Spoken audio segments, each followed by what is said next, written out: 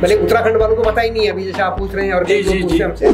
चकबंदी करने से क्या हुआ कि वहाँ आज की तारीख पलायन नहीं है, इम्प्लीमेंट नहीं हो रहा है, वह लोगों के खेत बेच दिए जा रहे हैं। प्रोग्राम आया गांव के अंदर में, उन्होंने अरे पूछ तो लो अगले से, अगर वो खेत उसको मालूम होता है। ये कानूनी रूप से वैध है? अगर अवैध है, वहाँ से अगर रोड निकालती है, बिजली विभाग अपने खंभे खड़े करता है, यस, तो सरकार के ऊपर भी केस बनता है। तो नहीं, तो बात तो वही आ रही है ना कि भाई वो मामला गोल खाते का है ना? हम तो यही कहता है। यस, तो वही हो रहा है। जब हमने कहा सरकार से कि हमारा खेत हमको दे दो खेती करने के लिए, तब तो कहते तुम्हारे हिस्सेदार नहीं मान रहे हैं। लेकिन जब तुमको ऐसा काम करना है, बेचना है, कुछ करना है, उसमें आप हमसे नहीं पूछ रहे हो, खुशी खुशी कर दे रहे हो। नमस्कार, आप देख रहे हैं प्रतिपक्ष संवाद और मैं हूं आपके साथ देवेंद्र नेगी। चकबंदी, गोल खाता, ये शब्द हम कई समय से सुनते हुए आ रहे हैं, लेकिन इनके बारे में हमें विस्तार से पता नहीं है। तो इसी के बारे में विस्तार से बात करने के लिए आज हमारे साथ मौजूद हैं स्टूडियो में केवलानंद तिवारी जी और KS मनराल जी। तो आइए जानते हैं उनसे कि ये आखिर चकबंदी है क्या और गोल खाते हैं क्या।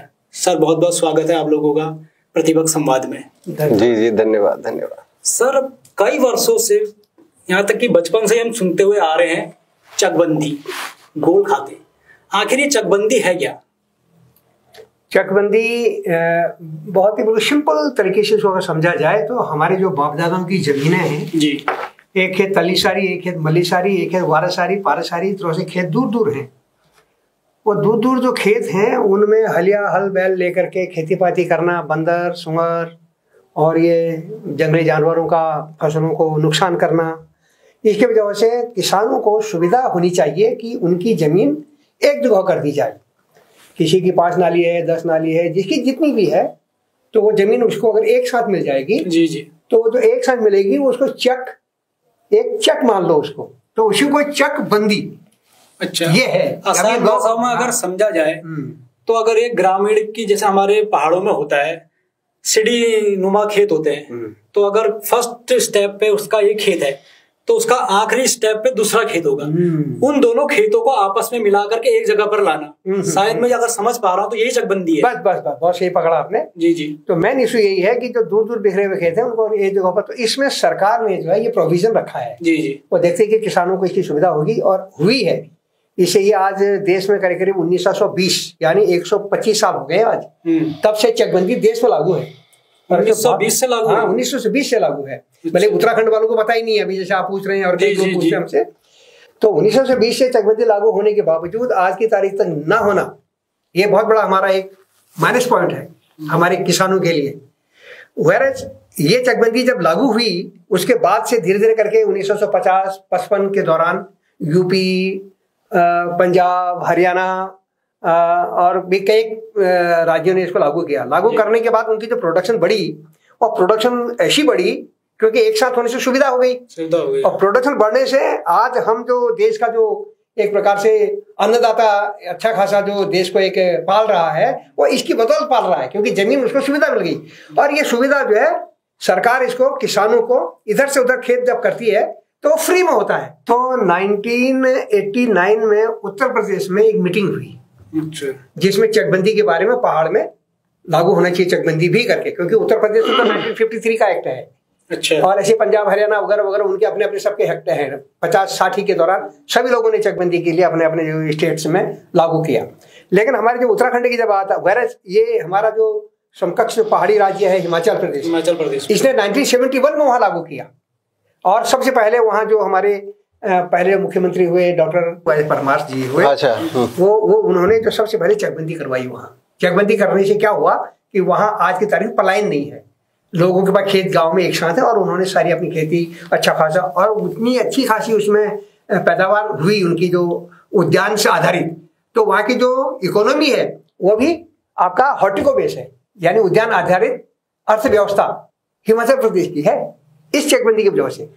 तो अब जानना चाह रहा हूँ ना कि जैसे 2020 में, हाँ, वो उत्तराखंड से 2016 में ये लागू हुआ है एक्ट, लेकिन जो कोर्ट के आदेशानुसार ये 2020 में इसका इम्प्लीमेंट हुआ है, और उसके बाद अभी आगे को कार्रवाई चली, राजस्व विभाग को ये सौंपा गया है कार्य। बहुत सही कर रहे हैं। और ये जैसा कि मैंने पूर्व में आपके एक इंटरव्यू देखा था, उसमें आपने बताया था कि 1991 में सरकार ने इसमें गढ़वाल मंडल में, पौड़ी में और कुमाऊं में, अल्मोड़ा में इसके ऑफिस खोले थे। बिल्कुल सही। हाँ। लेकिन फिर वो धीरे धीरे कार्य प्रगति की ओर होता, इसमें बहुत लंबा समय लगा और आपने कानूनी रूप से भी एक लड़ाई लड़ी, तब जाकर के ये 2020 में फिर ये एक एक्ट बना है। बहुत अच्छी बात है, आपने इसको काफी हद तक जो है मेरे पुराने वीडियो वगैरह या जो भी डिस्कशन हुई है लोगों के बीच में वो आपने नोट की है। इसमें अभी हमारा ये कहना है कि एक्ट लागू हो चुका है 2020 से। इसके लिए गवर्नमेंट एम्प्लॉइज को भी ड्यूटी दे दी गई है कि वो राजस्व डिपार्टमेंट को ही बोल दिया कि आप चकबंदी करोगे।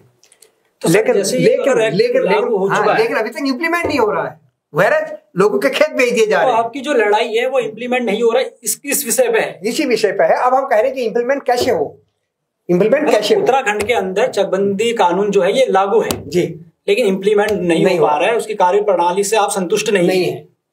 अब हमारा कुछ हद तक हम ये कह सकते हैं कि वो जो प्रैक्टिकल होना है, चकबंदी जब प्रैक्टिकली हम ग्राउंड पे आते हैं तो उसमें हमें लग रहा है कि बहुत एक लिस्ट है लंबी जिसमें लोगों को ऑब्जेक्शन है। जैसे खेतियां नजदीक का करीब का है, सड़क के करीब की चीज आती है तो उसमें सड़क का करीब का खेती हर कोई लेना चाहता है या दूर हर कोई नहीं लेना चाहता है, तो कुछ बाध्यताएं भी हैं। लेकिन वो भी गवर्नमेंट अगर जनता से प्रॉपर कम्युनिकेट करे, तरीके से बात करे, तो हमें लगता है कि वो चीजें सॉल्व हो सकती हैं ग्राउंड पे। लेकिन सरकार ग्राउंड पे जाए उस चीज के लिए।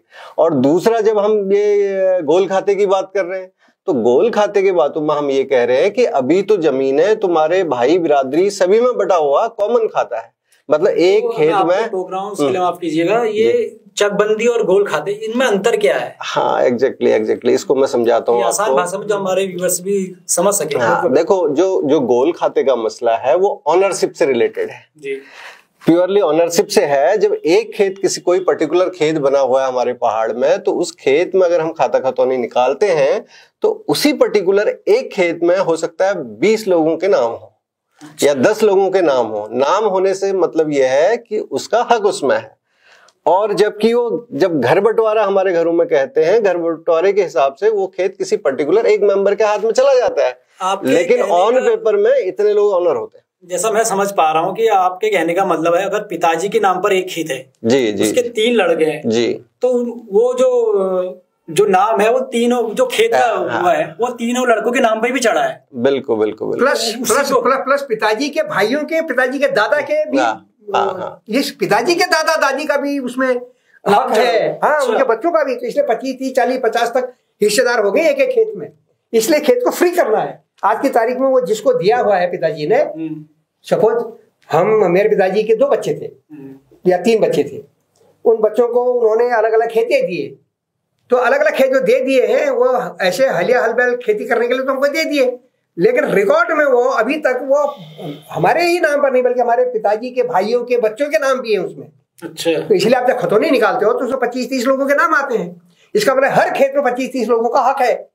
तो हमारा ये कहना है कि आप पहले वो 25-30 लोगों के हक से उस व्यक्ति का हक लाओ, सिंपल, जिसको वो घर वालों ने दे रखा है। ये खेत अगर मुझे दे रखा है तो ये खेत में आप मेरा नाम लाइए, हम सब व्यक्तिगत नाम को हटा करके किसी के नाम पे वो खेत हो जाए। और वो खेत आपको दिया हुआ है पिताजी ने, तो वो खेत पर आपका नाम होना चाहिए, उसमें से मेरा नाम हटाइए। समझ में आ रही बात? जी जी। तो ये गोल खाते की प्रॉब्लम के वजह से इन खेतों में यदि हम आपको ये देना चाह रहे हैं तो वो अगला भाई कह दे रहा है कि ये खेत तो मेरा भी है, तो सरकार चेकबंदी नहीं कर पा रही है। इसलिए तो सरकार बहुत कोशिश कर रही है, ऐसी बात नहीं है। गोलबंदी ये करी जाएगी, मतलब पहले मेरा कहना ये है कि सरकार ने बहुत कोशिश की है, एक्ट बना दिया, ये किया वो किया, ऑर्डर निकाल दिए, सारे स्टाफ दे के रखे हैं। स्टाफ पूछ भी रहे हैं हम लोगों से कि कैसे होगा आपके गांव में, हमने निकाल के भी दिया है उनको सारे रिकॉर्ड। अब जब प्रैक्टिकली काम करने की बात आती है तो वहां पर वो ऑब्जेक्शन ठोक दे रहे हैं भाई लोग कि ये खेत तो जो है मैं तो चेकबंदी करना नहीं चाहता हूँ। जो खेत को वो ना कह रहा, वो खेत अकेले का नहीं है, वो खेत कम से कम 10 आदमी का है, 15 आदमी, 20 आदमी उसमें इन्वॉल्व है। तो सरकार से अब हमारा ये कहना है कि आप पहले हमारी इस खेत को व्यक्तिगत करा दो। ये खेत मेरे कब्जे में तो है ही, तो इसको आप मेरे नाम पर इसको व्यक्तिगत करा दीजिए। और वो भी चेकबंदी के दौरान जो एक्ट है उस एक्ट के दौरान ये फ्री में होता है, वरना अगर मैं रजिस्ट्री फीस देनी नहीं पड़ेगी गांव वालों को। तो ये सुविधा अब ऐसा होने से यदि ये खेत मेरा फ्री हो गया, ये खेत आपका फ्री हो गया। अब अगर मैं आपको इसको चेंज करना चाहूं तो आपका भाई ऑब्जेक्शन नहीं कर सकता है। अच्छा, ठीक है नहीं? मेरे बगल में अगर आपका खेत है तो मैं कहूंगा आपसे यार ठीक है यार ये वाला खेत मेरा आप जो है मुझे दे दीजिए, और आपके बगल में वहां वो मेरा खेत है उसको आप ले लीजिए। अब इसमें मेरा भाई आपको ऑब्जेक्शन नहीं करेगा, उसमें आपका भाई भी ऑब्जेक्शन नहीं करेगा, क्योंकि खेत व्यक्तिगत हो गया। तो व्यक्तिगत के लिए अभी हम ये एक एप्लीकेशन फॉर्म दे रहे हैं जनता को। तो ये जो है अभी ये करीब 400 एप्लीकेशन विभिन्न तहसीलों को जा चुकी है। लोग अपने भी तहसीलों को एप्लीकेशन भेज रहे हैं। जिला अल्मोड़ा वगैरह वगैरह यहाँ से अभी ये आदेश हुए हैं कि भाई गांव वाले जो हैं आओ और अपनी जो है स्वैच्छिक चकबंदी के लिए प्रस्ताव दो और हम लोग जो है आपके वहाँ चकबंदी करने को तैयार हैं। तो लेकिन वो कह तो रहे हैं, अल्टीमेटली ये प्रॉब्लम आ रहा है क्योंकि लोग जो है ये खेत गोल खातों में फंसे हुए हैं। तो हमने कहा मुहिम को कैसे बल मिल रहा है आपकी, किस तरीके से चल रही है, क्या बताइए। देखिए ऐसा है, जब हम गोल खाते की बात पे आते हैं दोबारा, अब गांव में कोई जमीन आपकी है और आपके 2 भाई गांव में रहते हैं। अब आपके गांव के भाई ने जमीन बेच दी, अब एक खेत आपका था उस खेत में से बेच दिया। आपका सवाल उठेगा कि मेरे खेत में से क्यों बेच दिया भाई? सही बात है। तो उसका जवाब होगा कि उसमें मेरा भी हक था, क्योंकि जो हमने पर्सनल लेवल पर जब घर बंटवारा कहते हैं, घर बंटवारे में 3 भाइयों को 3 हिस्से तो मिल गए, इंडिविजुअल हाँ मौखिक जिसको हम कहते हैं, मौखिक तौर पर वो डिवाइड हो गया, दे दिया। लेकिन ऑन पेपर जो हम गोल खाते की बात कर रहे हैं वो गोल खाते के अंदर जमीन फंसी रही। इस रीजन से आपका भाई आपकी जमीन वहां बेच सकता है। तो हम ये चाह रहे हैं कि गोल खाता पहले ये चीजें इससे निकाल के, जैसे गोल खाते की बात कर रहे हैं, तो इन चीजों से गवर्नमेंट पहले इस जकड़न से बाहर निकाले लोगों को। ये है, ये जैसे जीएसटी है, आपकी इनकम टैक्स है, क्या इसी तरीके से कुछ उलझा हुआ मामला सा नजर आता है आपको? एक गोल खाते, चकबंदी, क्या ये जो आम पब्लिक है एक आम भाषा में वो कैसे समझे इन चीजों को? और जैसे जब आप समझाने जाते हैं ग्रामीणों को या क्या सरकारी दफ्तरों में, तो क्या वो लोग आपकी बातें समझ पा रहे हैं? नहीं, बिल्कुल आपका प्रश्न बहुत अच्छा है। अगर ये चीजें गवर्नमेंट गांव के लेवल पर लोगों को खाता, गोल खाता, ये चीजें एजुकेट करती तो लोग आज से बहुत पहले अपना हक मांग चुके होते। लोगों को, बहुत कम लोगों को लीगल प्रोसेस का पता है, बहुत कम लोगों को जमीन के टिपिकल जो वर्ड आप कह रहे हैं ये मुश्किल समझ में आते हैं। तो ये वर्ड होने से लोगों को अपनी जमीनों का पता ही नहीं है। गांव में अभी भी हमारा मानना है कि 10 से 20% से ज्यादा लोगों को उनकी खेती का वॉल्यूम पता नहीं होगा। तो इस तरीके की स्थिति है। तो वो गवर्नमेंट की तरफ से इनिशिएटिव होना चाहिए, उसका शुरुआत करनी चाहिए। हम तो ये कहते हैं गवर्नमेंट को कि लोगों को जमीनों के बारे में जानकारी दे, तो अवेयर होंगे तो चकबंदी का रास्ता तय होगा इन छोटे छोटे मसलों से। हमारा कहना ये है। तो मनराज जी आप कुछ बात बता रहे थे कुछ? जी, मैं आपके दर्शकों के लिए कहना चाह रहा था, और मेरा ये मानना है कि आपके जो ज्यादातर दर्शक हैं वो पहाड़ अंचल से बिलोंग करते हैं, वहां से संबंध रखते हैं। तो उन सबों को मैं पहाड़ में एक प्रार्थना करण चाहूं कि तमर जतुले जमीन छे, जोले जमीन छे, जो हम गोल खातू बात करूरी, कत्वा समझ में आनेल और कत्वा समझ में नहीं आनेल। गोल खातों में तुमको जो जमीन जमर हिस्से बंटवारे में आ रहा है, जो में तुम खेत करू चा, वो अगर तुम कागज देखला तो जरूरी नहीं तन कि कागज तुम्हारा नाम है, सिर्फ वो तुम्हारे सारे बिरादरी सबू नाम पर एक खेत चढ़ी छ, तो वील बहुत दिक्कत आनी छ। तो वील जे अमूल्य फॉर्म जो भरना तुम बार बार प्रार्थना करो रही हो, तो वो फॉर्म अगर तुम आपको तहसील में भेजा तो तब वो तुम्हार खेत जो तुम जमा हो बाचा, जमा तुम खेत करो चा, वो तुम्हारा हाल, और जो तुम्हार बिरादरी जय हिस्सम जो जाल वो उनर नाम पर अलग अलग है जैल। वील भविष्य में तुमको बहुत सारी चीजों में मदद मिले। धन्यवाद। इसीलिए ये फॉर्म को हम चाह रहे हैं कि हर आदमी भरे। तिवारी सर, आप ये जो फॉर्म दे रहे हैं, आप इस पे काफी जोर दे रहे हैं इस फॉर्म को भरने के लिए। आखिर इस फॉर्म के बारे में अगर हम जानना चाहें कि अगर ये फॉर्म है क्या और ये क्यों जरूरी है भरना इसे, मैं इसको आपको एक्सप्लेन करके बताता हूँ। जी बताइए। आप तो देखिए इसको, और मैं इसको पढ़ के सुनाता हूँ। सेवा में तहसीलदार महोदय, आपका तहसील आपने बताया रामगढ़ हो गया, तो तहसीलदार महोदय रामगढ़, जिला नैनीताल, उत्तराखंड। ये लिखने के बाद इसमें विषय दिया है हमने, मेरे हिस्से की बिखरी कृषि भूमि एक साथ चक में व्यक्तिगत नाम पर दिलाए जाने हेतु प्रार्थना। सिंपल है कि मेरे हिस्से की जमीन को मेरे व्यक्तिगत नाम पर एक साथ चक में दे दो। जो अलग अलग खेत हमारे बड़े हैं उनको एक जगह पर दे दो भाई साहब, है ना। तो महोदय सविनय अवगत करना चाहता हूं कि मैं तहसील आपका रामगढ़ का अंतर्गत राजस्व गांव, आपका गांव का नाम भी होगा, तो राजस्व गांव का मूल निवासी हूं। पारिवारिक बंटवारे में मेरे खेत दूर दूर बिखरे होने से इन खेतों में हल बैलों या मशीनों से जुताई बुआई के बाद फसलों को जंगली जानवरों द्वारा भारी नुकसान होने से खेती पाती करना घाटे का सौदा हो रहा है, तथा भूमाफिया एवं बिचौलिए इन गोल खातों के खेतों को सह खातेदारों द्वारा उनका भी हक दिखाकर गैरों को धोखे से बिकवा दे रहे हैं। ये बिल्कुल कॉमन हो गया है, जहां तहां लोग परेशान हैं। ऐसे में अपने खेत वापस पाने हेतु अनेक जागरूक एवं आर्थिक रूप से सक्षम लोग राज्य के विभिन्न न्यायालयों में गुहार लगा रहे हैं, किंतु गरीब, असहाय एवं रोटी रोजी के लिए गांवों से बाहर नौकरी पेशेवर लोग जानकारी के अभाव में भूमिहीन हो रहे हैं। इससे निजात पाने हेतु जैसा ज्ञात है कि उत्तराखंड पर्वतीय क्षेत्र में चकबंदी एक्ट 2020 से लागू हो चुका है तथा चकबंदी का कार्य करने के लिए राजस्व विभाग को ही दायित्व दिया गया है, जिसके तहत किसानों को उनके खाते खतौनियों की कृषि भूमि 1-2 स्थानों पर इकट्ठी चकों में बिना कोई रजिस्ट्री फीस दिए मिलती है। इसका फायदा पहाड़ के हम सभी किसानों को भी मिलना चाहिए। मिलना चाहिए कि नहीं मिलना चाहिए? बिल्कुल मिलना चाहिए। अतः महोदय से अनुरोध है कि हमारे प्रत्येक परिवार को, सिर्फ मेरा ही नहीं, हमारे प्रत्येक परिवार को उनके हिस्से की बिखरी कृषि भूमि उक्त चकबंदी एक्ट 2020 के नियम प्रावधानों के द्वारा गोल खातों से निकालकर एक मुश्त चक में व्यक्तिगत नाम पर दिलाने की कृपा करें, ताकि हम अपनी सुविधानुसार स्वतंत्र रूप से कृषि, बागवानी, पशुपालन आदि दीर्घकालीन उद्योग स्थापित करके आर्थिक लाभ ले सके तथा इन खेतों को रोजगार परक बनाकर रिवर्स पलायन के लिए औरों को भी प्रेरित कर सकें। पुनः मेरी समस्त भूमि मुझे एक मुश्त चक में दिलाए जाने तक, जो हम डिस्कस कर रहे थे कि चकबंदी हो नहीं पा रही है, आजकल कह रहे हैं, और उसमें 50 इनके जो है वो प्रॉब्लम्स आ रही हैं। प्रॉब्लम कहाँ आ रही है उसमें हमने कई बातें तो बताई, कई बातें कभी जरूरत पड़ेगी हम फिर आगे भी डिस्कस करेंगे। तो इसलिए हमारा कहना है कि चकबंदी होने तक मेरे कब्जे के प्रत्येक खेत व भूभाग को यथा स्थिति में ही रखकर, ये खेत यहाँ है, एक खेत यहाँ है, एक खेत वहां है, जो खेत मेरा नाम पर जहां जहां है उसको वहीं पे मेरे नाम पर कर दो। चकबंदी अगर हो जाती है तो अच्छी बात है, एक साथ दे दो, एक साथ रहेंगे तो नहीं, तो जो जहां है उसको वहीं पर आप मेरे नाम पर व्यक्तिगत कर दो, गोल खाते से निकाल दो उसको, ये आप गोल खाते में नहीं रखना चाहिए, है ना। यथा स्थिति में ही रखकर उन्हें तुरंत गोल खातों से अलग करके मेरे व्यक्तिगत नाम पर कराने की कृपा करें, ताकि भविष्य में इन्हें बिना मेरी लिखित अनुमति के कोई दूसरा व्यक्ति धोखे से इधर उधर करने या बेचने न पाए।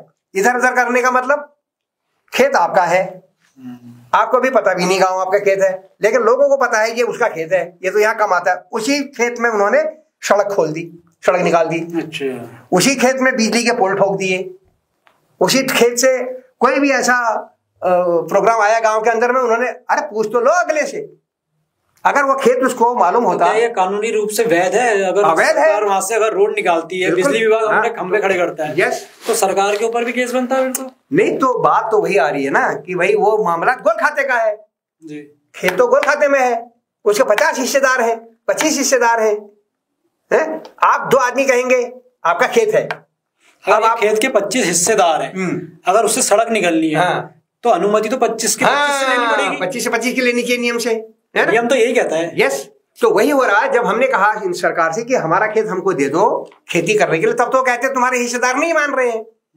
लेकिन जब तुमको ऐसा काम करना है, बेचना है, कुछ करना है, उसमें आप हमसे नहीं पूछ रहे हो, खुशी खुशी कर दे रहे हो। तो इसलिए मेरे खेत में यदि ये व्यक्तिगत हो जाता है तो तब ये कोई भी इधर उधर करने नहीं सकेगा बिना मेरी लिखित परमिशन के, और बेचने भी नहीं सकेगा इसको। बात समझ में आ रही मेरी? हम वही चीज यहाँ पर कहने जा रहे हैं कि मेरे व्यक्ति का नाम पर कराने की कृपा करें, ताकि भविष्य में इन्हें बिना मेरी लिखित अनुमति के कोई दूसरा व्यक्ति धोखे से इधर उधर करने या बेचने न पाए, तथा पहाड़ की संस्कृति फले फूले और डेमोग्राफी में बदलाव भी रुके। इसकी प्रतिलिपि जो है आप अपने ग्राम प्रधान को कर दो, ये जाएगा तहसील को जाएगा। तो आपका जो ग्राम प्रधान है ग्राम सभा को वहां को कर दो आप, और फिर उसका व्हाट्सएप नंबर को ढूंढ के, चकबंदी मंच उत्तराखंड का व्हाट्सएप नंबर है ये आप लोगों को। हाँ, इस पर भी हमारे एप्लीकेशन सारे यहाँ आ रहे हैं, जितने लोग भेज रहे हैं वो हमको भी ख्वार कर रहे हैं। फिर हम ये एप्लीकेशनों को एक जगह रिकॉर्ड रखे, हमने रखे हैं सारे, हम बता रहे हैं 300-400 एप्लीकेशन अभी जा चुकी है। इसके बाद में यहाँ पर जो है वो जो आदमी आप हैं या कोई भर रहा है इस फॉर्म को, तो वो अपना पूरा पता देगा, गांव का पता देगा। उसके बाद वर्तमान पता देगा, दिल्ली, बॉम्बे, कलकत्ता कहाँ से भेज रहा है वहां का भी पता देगा। तो हम उसको कॉन्टेक्ट कर रहे हैं कि भाई दिल्ली, बॉम्बे, कलकत्ता से हमारे पास में अभी दिल्ली गए थे हम, दिल्ली में ये आपका एक प्रोग्राम हुआ था, तो उसमें वहां जैसे ही लोगों को ये पता चला कि यार वाकई ये बात तो सही है, तो एक साथ करीब 100 लोगों ने वहां एप्लीकेशन भर दी विद इन नो टाइम। और हमने कहा भाई 30-30 रुपया भी दो, हमको रजिस्ट्री करना है इसको। तो फिर उनसे हमने पैसा भी दिया है उन्होंने, और हमने फिर रजिस्ट्री करा करके उनके पास वो रसीद यहाँ पर लगाई है। ये जो कोना है, वो जो आपका पोस्ट ऑफिस जो रजिस्ट्री मिलती है, वो रजिस्ट्री की रिसीव को हमने यहाँ पर चिपका दिया और उसको वापस उसके पास दे दिया कि भाई अपने पास रिकॉर्ड के लिए रखो इसको, और हमने अपने पास भी वो रिकॉर्ड के लिए रखा हुआ है। तो इस तरह से ये एप्लीकेशन जो है लोग अभी काफी पसंद कर रहे हैं, लेकिन लोगों को मालूम नहीं है कि हो क्या रहा है। इसलिए आपका ये मंच ने, सॉरी आपके ये प्रतिपक्ष संवाद न्यूज चैनल ने इसको तवज्जो दी है, और हमें बहुत खुशी है कि ये मैसेज जो है लोगों तक जाए और लोग इसको समझें। ये चकबंदी और ये जो गोल खाते हैं, ये पलायन को आप किस तरीके से इसको जोड़ के देखा जाए कि पलायन की स्थिति कैसे रहने वाली, अगर आप अपने काम पे सफल होते हैं, आने वाले समय में चकबंदी होती है, गोल खातों की समस्याएं दूर होती हैं, तो पलायन को कैसे रोका जा सकता है और स्वरोजगार के कैसे जो एक उत्पन्न हो नए नए स्वरोजगार वो कैसे हो सकते हैं उत्तराखंड के अंदर? सीधी सी बात है कि मेरे भाई के हिस्से 5 नाली बनती है जी, 5 नाली मेरे हिस्से बनती है, 5 नाली ऐसे जिस की भी बनती है। तो वो 5 नाली जमीन आज की तारीख में कम से कम 10-15 टुकड़ों में बटी हुई है, और टुकड़े एक साथ हैं नहीं। इसलिए ये जो हम कह रहे हैं कि इसको यदि हम खेत व्यक्तिगत करा लेते हैं, व्यक्तिगत करा लेने से क्या हो गया, हम जिसको चाहे दें और जिसे चाहे लें, क्योंकि उसका खेत भी व्यक्तिगत है। व्यक्तिगत होने से ये, वरना व्यक्तिगत ना होने के कारण चकबंदी एक्ट होते हुए सरकार पूरा एकदम जोर लगा रही है। कई फोन आ रहे हैं हमारे पास तहसीलों से, इनसे उनसे, कि साहब ऐसा ऐसा है, और जो है आपने तो एप्लीकेशन दिया है, ये एप्लीकेशन गई है, 300-400 एप्लीकेशन जा चुकी हैं विभिन्न तहसीलों को उत्तराखंड के। तो वहां से वो तहसीलों से पटवारी लोग जो है इन मालिकों से पूछ रहे हैं कि भाई ये खेत जो आपने अप्लाई किया है, ये खेत कहाँ है आपका? तो हमने उनसे कहा है कि भाई देखो, ये खेत इस व्यक्ति को तो मालूम है नहीं, क्योंकि वो तो बचपन से ही बाहर निकल गया, लेकिन आप बेच दे रहे हो। दलालों को पता है गांव के अंदर में कि किसका खेत कौन सा है, कौन आदमी कब आता है नहीं आता है। जो आदमी कम गांव में आता है उसके खेतों को उन्हें रिकॉर्ड सब निकाल के रखे हुए हैं, और वे देखते हैं कि ये तो कम आता है तो इसका खेत बिकवा दो। दलाल जमीन की वैल्यू तो बहुत ज्यादा है आज, बाहर वाले तो एकदम धड़ाधड़, और सरकार ने ये आपका क्या कहते हैं, चकबंदी और गोल खाते की जो समस्या है, इसमें अगर मैं एक शब्द यूज करूं कि भूमाफिया और करप्शन वगैरह, ये शब्द इसमें, हाँ, ये चीजें चल रही है साथ ही साथ, ये प्रमोट हो रहा है इससे। ये गोल खातों की वजह से भूमाफिया लोगों की चांदी हो रही है, और वे नहीं चाहते। बहुत अच्छा पॉइंट है ये, बिल्कुल। वे नहीं चाहते कि यहाँ चकबंदी हो, इसलिए हमें नुकसान होगा। क्योंकि जब अगर जमीन एक साथ आपकी हो जाएगी चक में, तो आप उसकी वैल्यू समझ जाओगे ना। आज की तारीख में वैल्यू डिग्रेड हो रही है। सपोज आपका खेत है, भूमाफिया आया आपके पास में, आपसे कहा यार ये खेत मुझे दे दो भाई, आपने कहा मुझे नहीं बेचना है। उसने कहा अरे आप बेच दो, मैं आपको इसका 1 लाख रुपया देता हूँ। आपने कहते नहीं मेरे पुजरोज की जमीन है, इसको मेरे बच्चों के लिए रखना है भाई, मैं तो बेचना नहीं है। 1 लाख रुपया आपने ठुकरा दिया। वो जा रहा है तहसील में, पटवारी वगैरह से पूछ रहा है कि इस खेत के और मालिक कितने हैं गोल खाते में। तो गोल खाते से वो देख रहा है कि इसके तो 15-20 मालिक हैं, तो वो और मालिकों के पास चले जाए। तो वो 15-20 मालिकों से वो पूछता है कि यार इसमें तो पी पाके घूमने वाला है, उस आदमी को बताओ। तो वो धीरे से, बड़ी समस्या नजर हाँ मैं समझिए इसको आप लोग, ये हमने कई जगहों पर बोला भी है इस बात को। तो वो 15-20 आदमियों में से उस आदमी को पॉइंट आउट कर रहे हैं जो ऐसे ही घूमते रहता है दाएं बाएं, और जिसको पैसों की जरूरत है, उसको वो धीरे से बुलाते हैं, बोलते हैं यार ऐसा सा बात है भाई, ये खेत उस परिवार की कमजोर कड़ी को पकड़, हाँ कर रहे हैं। जस्ट तो उन्होंने कहा यार ये खेत हमको चाहिए भाई, और तुम साइन कर दो। उसने कहा नहीं मेरा नहीं, ये खेत तो मेरे बड़े भाई साहब का है। अरे तो तेरा भी तो हक बनता है इसमें। उसको लालच दे करके समझा के कि अगर कुछ हो भी जाएगा तो तू अपने भाई को कह देना कि मेरा हक बनता था, इसलिए इन्होंने कहा बेचो, मैंने बेच दिया, और तू पकड़ पैसा। अब पैसा किसको नहीं है, किसको नहीं चाहिए, तो तुरंत जो है वो खेत जो है, अब आप रहे इसमें आपने मना कर दिया था। 2-4 महीने के बाद में आपको पता चला कि साहब आपका खेत तो अगला आदमी जो है वहां बिल्डिंग बनाने लग गया, कुछ काम करने लग गया, उसमें बिक चुका है। तो आपने पूछा भाई कैसे आप तुम यहाँ आ गए? उसने कहा साहब मैंने खरीदा है। अरे आपने कैसे खरीद लिया? उसने कहा जाओ तहसील पता करो। आप तहसील में जाते हैं तो पता चला कि साहब आपके वो भाई ने उसको बेच दिया है। अब आपने भाई से पूछा तुमने क्यों इसको बेचा? उसने कहा उन्होंने मुझसे कहा तेरा हक बनता है, और मैं तो जरूरती पैसा कहा है। उसने कहा पैसा था ऐसा वैसा, ये वो पैसा तो निकल गया। अब वो गया पटवारी के पास कि तुमने कैसे बेच दिया इसको, जब ये खेत मेरा था। वो भाई कह भी रहा था। अरे उसने कहा तो क्या हो गया, ये भाई का खेत बिका है ना, भाई का वो वाला खेत तू ले ले। बिल्कुल। वो नाले में गधेरे में वो औने पौने जगहों पे बेकार जगहों पे पड़ा हुआ वो खेत, ये कहता है मैं क्यों लूंगा, मेरा ये खेत था, पिताजी ने मुझे दिया। उस भाई से अगर बिचवाना था आपने, वो खेत बिकवाना चाहिए था आपने। ये खेत क्यों बिकवाया? मेरा खेत मेरे भाई से, उसका खेत बिकवाते हैं ना वहां से। लेकिन तुमको मौके का खेत अच्छा लगा ना, तुमने ये करवा दिया। अब ये आदमी कोर्ट में गया है अभी अपने भाई के खिलाफ, बहुत केसेस हैं आज ऐसे। इससे पारिवारिक क्लेश भी बढ़ रहा है, बहुत बढ़ रहा है, बहुत भयंकर स्थिति हो रही है, परिवार टूट रहे हैं आपस में, और परिवार टूट रहे हैं आपस में। तो यहाँ पर हमारा ये कहना है कि भाई ये जो राजस्व डिपार्टमेंट है, वो उसकी जो लास्ट पायदान हमारा जो है वो है तहसील। तहसील में सारे रिकॉर्ड हैं, इसलिए प्लीज आप इन खेतों को उनके व्यक्तिगत नाम पर पहले करा दो। ये जो खेत आपने मना कर दिया था कि मुझे नहीं बेचना है, वो खेत आपके अगर व्यक्तिगत नाम पर होता तो दूसरा आदमी नहीं बेच पाता उसको, और नहीं बेच पाता तो अल्टीमेटली आपको जो लेना है, जिससे लेना है उससे लीजिए, ऐसी कोई बात नहीं है, आप लीजिए। क्योंकि आपको 1.25 नाली जमीन तो देने के लिए यहाँ अलाउ कर ही रखा है सरकार ने। अच्छी बात है, पूरे देश का नागरिक कोई यहाँ आकर के रहता है, रहना चाहता है। हमारे आदमी दिल्ली मुंबई कलकत्ता रह रहे हैं, तो बाहर का आदमी यहाँ आगे रहता है तो अच्छी बात है, लेकिन वो इस तरह से तो ना करे ना। तो ये काम सरकार ने ये लूज फूल जो छोड़ रखा है, इसके बहुत सारे दुष्परिणाम हमारे लोगों को भुगतने पड़ रहे हैं। और यहाँ अब उसके बाद समझौता कर रहे हैं लोग आपस में। जब खेत बिक गया आपका, तो अब आप लड़ाई तो नहीं करोगे अपने भाई के साथ, मजबूरी है, आप कोशिश करोगे यार कि किस तरह से हम क्या करें। आपको अपने आपकी पत्नी है, आपके बिरादर लोग हैं, वो भी कहेंगे यार क्या भाई से लड़ना यार, छोड़ यार, वो तो उसका खेत ले ले।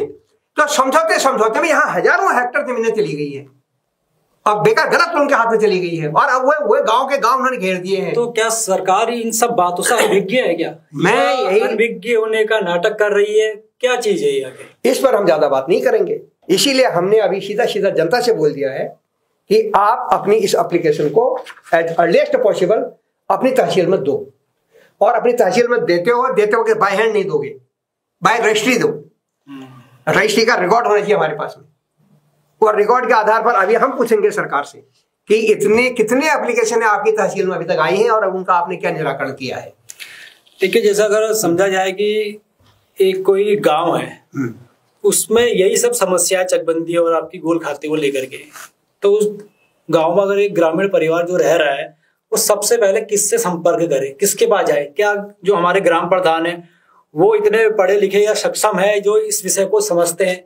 अगर ग्राम प्रधान के बस की बात नहीं है तो फिर वो कहाँ जाए? इसीलिए ग्राम प्रधान भी इस चीज को नहीं समझ पा रहे हैं, क्योंकि वो तो हमारे ही बीच के है ना। जी जी। वो गोल खातों वाला मामला तक लोग अभी भी हमसे पूछते हैं कि भाई ये गोल खाते क्या होते हैं, ये सह खातेदारी क्या होती है, और क्या कहते हैं, कुछ ऐसे टेक्निकल पॉइंट्स हैं। चकबंदी ही क्या है, लोगों को अभी तक चकबंदी को लोग अभी घेरवाड़ को चकबंदी समझते हैं, है ना। तो ये बहुत सारी ऐसी बातें हैं, इसलिए इसमें लोगों को एजुकेट करने के लिए एटलीस्ट किसी एक गांव में मॉडल तैयार करो, किसी एक एनजीओ के तहत। अगर सरकार गवर्नमेंट को बढ़ाती है, गवर्नमेंट खुद कर सकती है, उसमें क्या है, गाँव का नोटिफाई करिए और उसमें फटाफट जो है सारे रिकॉर्ड निकाल करके तहसील में, राजस्व डिपार्टमेंट के पास तो सब कुछ है ही, और खुद चकबंदी डिपार्टमेंट हमारे पास में है। ये उत्तराखंड में अभी जो कुमाऊं के लिए यहाँ रुद्रपुर में है और गढ़वाल के लिए रुड़की में। तो ये इनके डिपार्टमेंट वालों से आप जो भी है टेक्निकली जनता दरबार के जरिए भी ये समझाया जा सकता है। बिल्कुल ये समझाया जा सकता है, और आप जो है उसके बाद उन खेतों को कैसे आप करवा सकते हो, और ये होगा स्वैच्छिक से। आप कोशिश, बहुत लोग कहते हैं, हमारे बीच में कई बातें करने वाले लोग आते हैं, वो कहते हैं कि साहब इसको तो अनिवार्य कर देना चाहिए, क्योंकि गांव वाले नहीं मानते, जबरदस्ती करना पड़ेगा तब जाके मानेंगे। अरे जबरदस्ती का मुद्दा नहीं है, क्योंकि किसी का खेत सड़क के किनारे है, वो सड़क के किनारे वाले खेत को छोड़ करके वो वहां कैसे चला जाएगा, और किसी के पास में अच्छे खेत हैं, तालाब खेत हैं, ऐसे वैसे, उनके बदले में वो उसको उपराऊ खेत उल्टा पुल्टा, तो इस तरह से नहीं चलेगा। आप लोगों को, इसलिए हमारा कहना है कि आप खेतों को व्यक्तिगत करा दो, आपस में वो अंडरस्टैंडिंग में वो लोग खेतों को अगल बगल करने का उनको मौका मिलेगा, मौका दो, अपॉर्चुनिटी मौका मिलेगा, और है ना, मौका मिलेगा। तो उसके बाद में ये जो मेरी 5 नाली 10 नाली जमीन है, तो मैं 5 नाली 10 नाली जमीन धीरे धीरे करके एक तरफ कर सकता हूँ अपने ही बलबूते से। उसके बाद सरकार हमारे इस पर ठप्पा मार दे, परमानेंट कर दे फिर उसको। लोगों को आपसे जुड़ना हो मनराज जी, अगर आपके जरिए कोई हेल्प चाहिए इस विषय को समझने के लिए, तो आप किस तरीके से हेल्प करेंगे, किस तरीके से वो आपसे संपर्क कर सकते हैं? हम तो जैसे कि तिवारी जी ने समझाया कि हम फॉर्म भरवा रहे हैं, और बहुत सारे फॉर्म तहसीलों में जा चुके हैं। तो जब हम फॉर्म भरवा रहे हैं तो हम सारी चीजें उनको समझा रहे हैं कि क्या होता है। भाई आप अपने ही खेत के लिए फिर क्यों जा रहे हो, तो उसके लिए गोल खाता समझना जरूरी है। तो गोल खाता हम उसको समझा रहे हैं, फॉर्म भरवा रहे हैं, तो ये हर आदमी तक जाएगा। तो इसी तरीके से हम जो लोग आपके न्यूज को सुनते हैं, आप इस खबर को सुनेंगे, तो उनके लिए भी मेरी प्रार्थना है कि आप इस फॉर्म को भरें, गोल खाते को समझें, और जो भी हमारे विवाद के कारण बन रहे हैं या जमीन बिकने के कारण हमारे पहाड़ों में ये छोटी छोटी चीजें निकल के आ रही हैं, तो उनका जरूर समाधान होगा। चलिए, बहुत जटिल समस्या ये नजर आ रही है। मंडराल जी और तिवारी जी भी अपने हिसाब से इस समस्या को सुलझाने के लिए प्रयासरत हैं। तो हमारा सरकार से भी अनुरोध रहेगा, वो भी संज्ञान ले इस मामले में चकबंदी और गोल खातों को लेके। धन्यवाद। धन्यवाद आपका, बहुत बहुत धन्यवाद।